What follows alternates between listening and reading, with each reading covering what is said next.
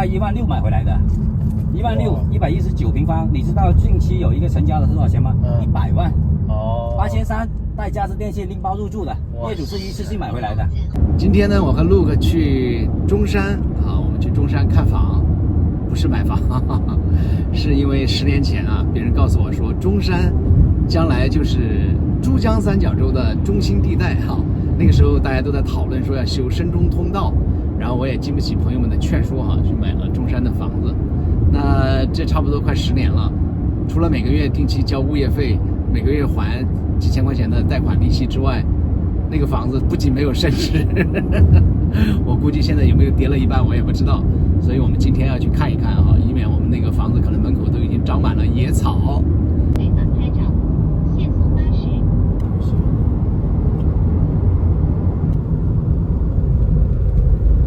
我们珠三角的路都修得很好啊，尤其是绿化做得很好，大家可以看看两边的这个树木郁郁葱葱啊。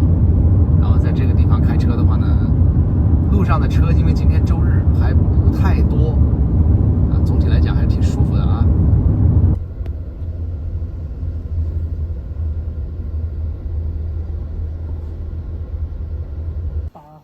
还行啊，它这个比那个宽一点哈。它只有上叠跟下叠。对，还种了点花哈。这里呢不属于单边位。哦。它这里的花园呢大概是116个平方。花园116。对，我带你看这单边位啊，我看一下。你看这一门口，就多了这一块嘛。嗯，他弄了2个餐桌，这个我拍一下东西。餐厅、洗手间。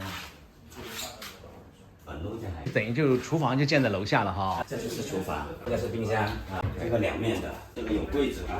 哦，还有这个是出去的，这个就直接出去的。对，就出去小花园嘛。对，就是我们单边后面的后花园。OK。这边是个房间来的，然后这里的上面是中通的。明白。我等下可以带你去看一下那个原来就毛坯的样子，你就欣喜了。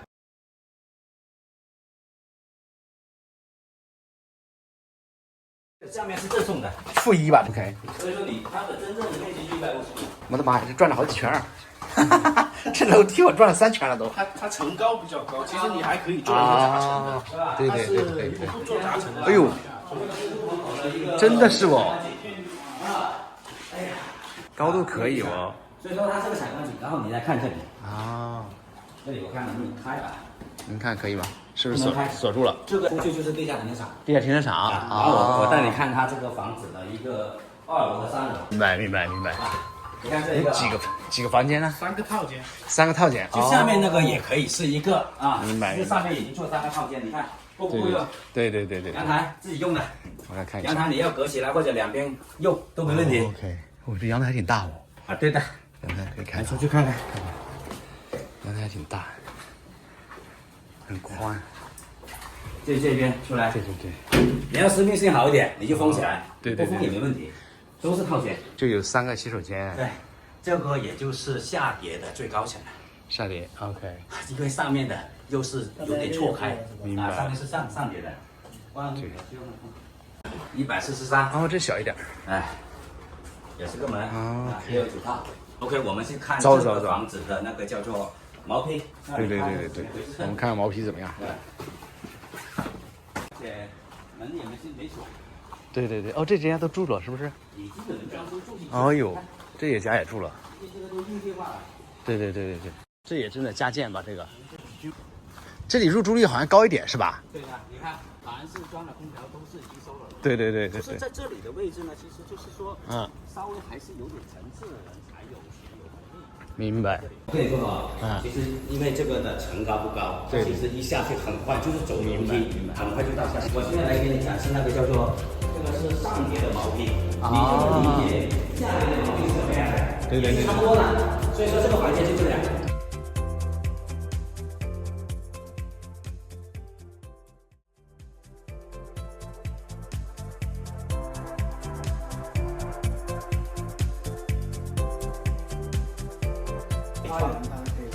因为你的那个如果是中间，你两边都夹着嘛，你没办法开窗。是的。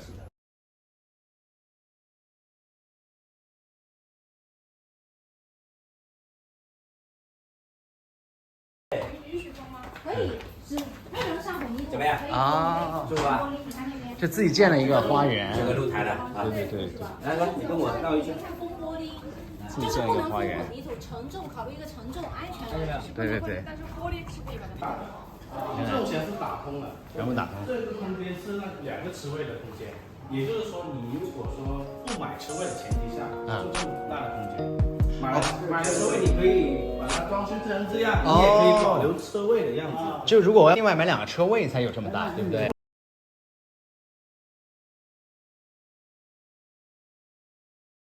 我跟你说，这个挂牌165万，可能卖的话已经谈到160，实际一个要谈的话，应该谈到157到158。你看这个江景可以吧？北面的，你算一下单价，13000多而已啊！以前这里卖2万几啦，你可以感受一下。哦。这边呢，它就卖165，这边以前做出租的。哦。这边能好租吗？这能租多少钱呢？这边？如果说是4房的话，怎么也要2500到3000左右。我刚刚只是看了前面，我再来看。做了柜子的，它其实做了柜子就好很多。是的。这个是儿童房 ，OK。这主人房都是有点这个房子基本上是没有住，你知道吧？很多都是新的。雷过单价才15000不到。像这种单位，像这个户型应该在2万1、2万2左右，当时买。就买的时候哈。啊。所以现在等于就是整个市场还没有恢复哈。比较难搞。以前呢是看的人少，但是成交量呢还有一定的保持。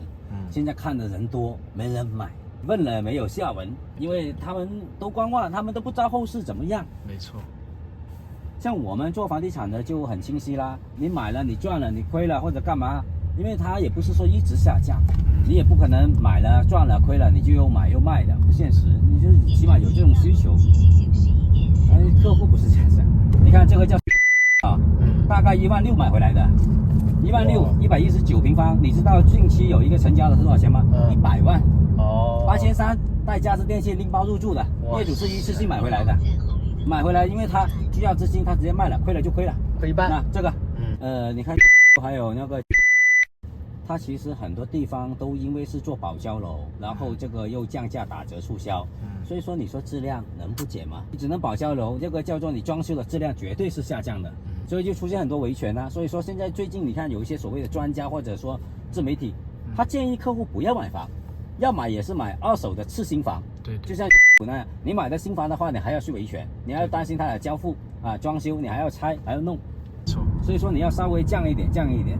像现在你挂291，明显有偏高。那我上次给你定的价格呢，如果说是比较好的话才是200。所以说呢，我建议呢，现在阶段呢，分批次啊，分个8次，分个10次，调整到250啊，然后再看市场情况。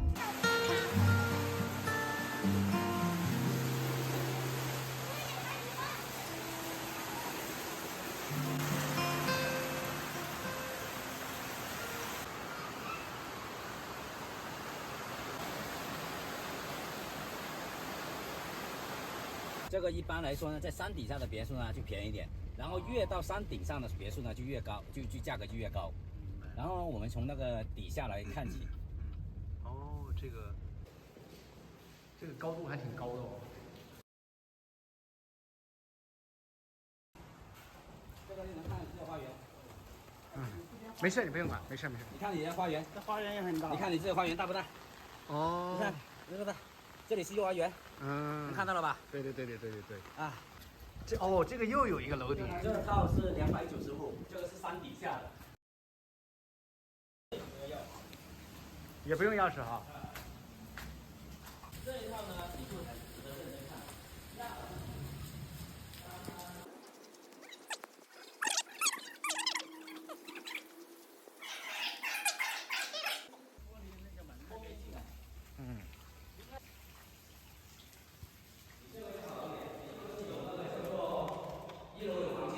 对呀。没有房间的不好，1楼有房间的好。这是我们家。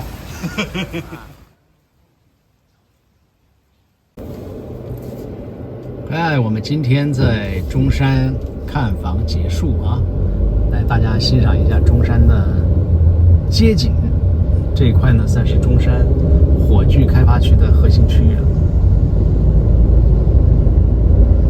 在前方红绿灯路口右转，进入世纪一路。今天我们的中山看房之旅就要结束啦，陆克，我们现在就开车回广州。